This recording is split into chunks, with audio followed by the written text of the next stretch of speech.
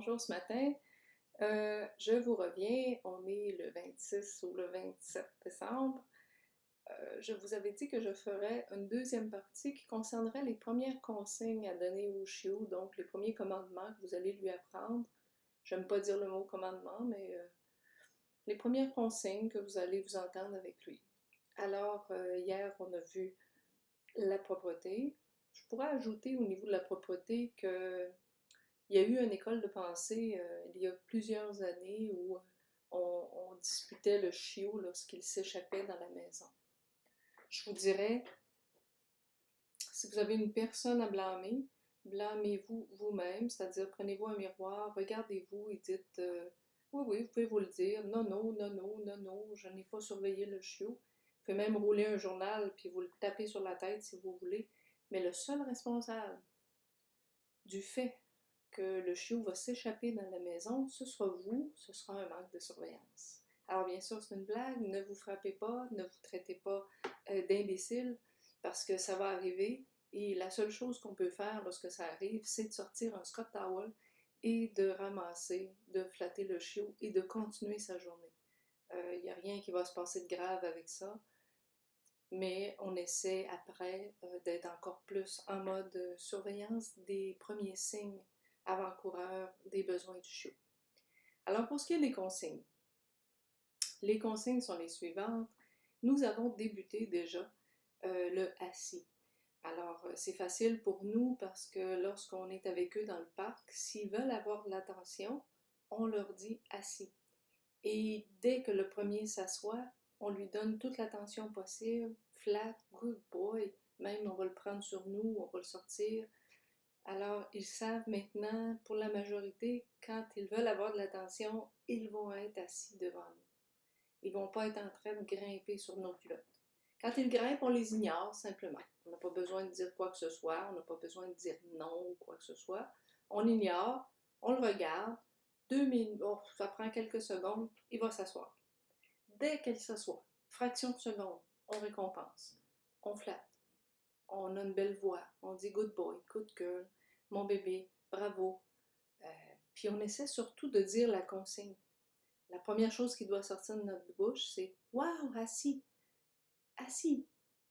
Alors on n'a pas besoin du wow, excusez-moi, là, mais dès que le chiot s'assit, on dit assis. Alors il va faire l'association entre le mot assis et le geste qu'il vient de poser. Et aussi le fait que dans votre ton, vous allez être super heureux, puis vous allez le gratifier en le flattant. Alors tout ça mis ensemble, dans une fraction de seconde, fait que lorsque vous allez demander après au chien, voyou assis, ou Auguste assis, il va s'asseoir. Il va avoir fait l'association rapidement. C'est sûr que parmi vous, il y a au moins la moitié qui vont me gâcher ce qu'on va avoir fait pendant plusieurs semaines en quelques jours. Et je vous explique pourquoi. Parce que vous allez le trouver tellement cute quand il me grimpe après les culottes. Alors quand il a 10 livres et qu'il grimpe sur votre mollet, il est tellement cute. Mais quand il va avoir 40, 45 livres et il va vous mettre les pattes ici, vous allez le trouver moins cute. Et là, vous allez commencer à débarque, fais pas ça. Puis là, les gens vont vous donner des consignes. Pile-y sur le pied, donne-y un coup de pied, donne-y un coup de genou. C'est tout innocent. Alors, c'est de beaucoup préférable de poursuivre ce qu'on a fait. C'est difficile de ne pas les flatter lorsqu'ils grimpent à 10 livres sur nous, mais il ne faut pas le faire. Alors, dès qu'ils s'assoient, profitez-en. Beau coco, mon lapin, c'est beau, c'est assis. Donnez-y toute l'émotion possible. Et si vous persévérez dans simplement ce qui va avoir été déjà appris au niveau du assis, cette première consigne-là devrait être acquise en peu de temps. Et lorsqu'il aura 1 an, et que vous aurez de la visite, puis il ne sautera pas sur la visite, mais il va s'asseoir pour espérer avoir cette gratification-là, les gens vont donc le trouver fin. Mais il est donc bien fin. Parce que la chose qui tanne le plus le monde, c'est un chien qui grimpe sur eux.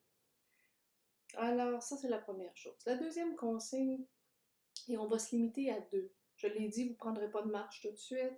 Ça ne sert à rien de faire rouler, tourne, fais la belle. Il est trop petit. En éducation positive, on se concentre sur une ou deux consignes qu'on fait et refait et refait, et lorsque c'est vraiment acquis, on passe à autre chose. Alors évidemment, vous allez passer à autre chose quand le assis, le vient que je vais vous enseigner et la propreté va être enseignée. Le chiot va avoir 3 mois, 4 mois et déjà il va avoir l'âge d'aller à la maternelle ou au cours de base 1 où là vous allez apprendre d'autres consignes que vous allez pouvoir lui donner. Le vient va vous sauver la vie. Le vient, c'est le rappel. Alors, quand vous dites votre chien vient puis il vient pas puis il est parti, quelqu'un a ouvert la porte par inadvertance et le chien est parti et il ne revient pas, c'est dangereux. Des laisses qui lâchent, des anneaux qui lâchent dans le cou, j'en ai eu plusieurs. Et si votre chien tire puis il part à la course puis il ne connaît pas le rappel, vous avez perdu ou il s'est fait frapper votre chien. On en a eu quelques-uns dans les portées avant qui ont eu malheureusement ce genre d'accident. Quelqu'un a laissé la porte de la cour ouverte, le chien est parti à la course, vous le rappelez, il ne revient pas. C'est triste parce que là, on passe aux annonces, puis qui a vu le chien, puis etc. Et c'est très commode aussi. Vous avez des endroits où vous voulez prendre des marches sans laisse plus tard, etc. Où vous êtes sur un très grand terrain, vous criez simplement Bud, viens! Et le chien arrive, c'est très, très, très agréable. Dans notre cas, on a 3 chiens. Alors, si on crie viens, les 3 vont venir. Si on en veut juste un, nous, on va dire le nom et viens. Moka, viens. Si on veut rappeler les 3, on va rappeler les 3 avec viens ou dans notre consigne. Alors, comment on pratique le rappel? Et qu'on s'assure que ça va toujours être instinctif. Il va entendre viens, il va revenir. Alors, c'est en le récompensant beaucoup, beaucoup. Alors, pour lui, dès que ça va être payant de revenir, s'il revient puis vous avez l'air bête, s'il revient puis il se fait bousculer, s'il revient puis c'est pas agréable chez vous, il reviendra pas. Bon. Alors, tout le monde est pareil. On fonctionne quand c'est gratifiant, quand on a un bonus au bout de l'année. Alors voilà.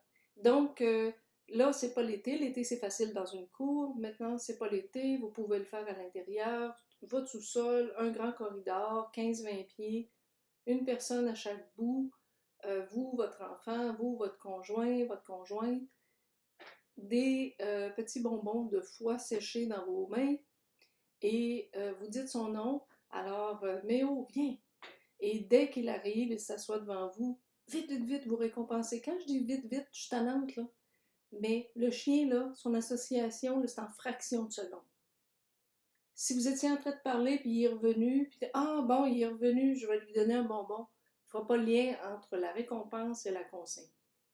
Alors, on est concentré sur ce qu'on fait, et après, l'autre personne, quand là, il a mangé son bonbon, l'autre personne dit Ficelle, viens!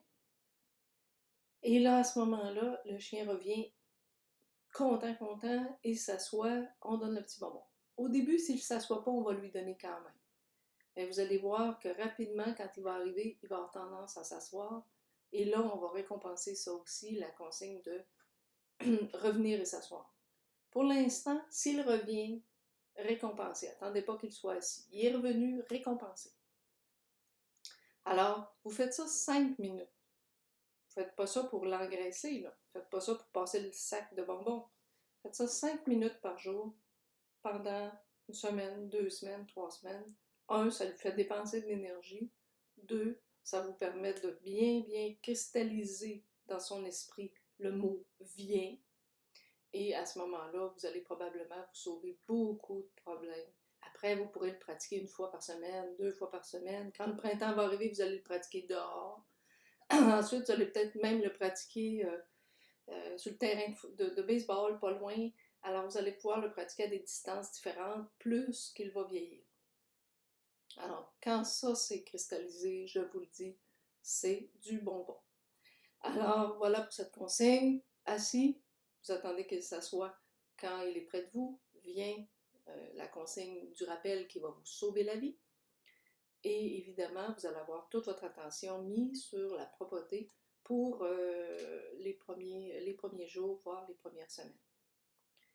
Alors, je pense que ça faisait le tour du rappel et je vous souhaite une bonne journée. S'il y a autre chose, ben, on pourra toujours s'en reparler.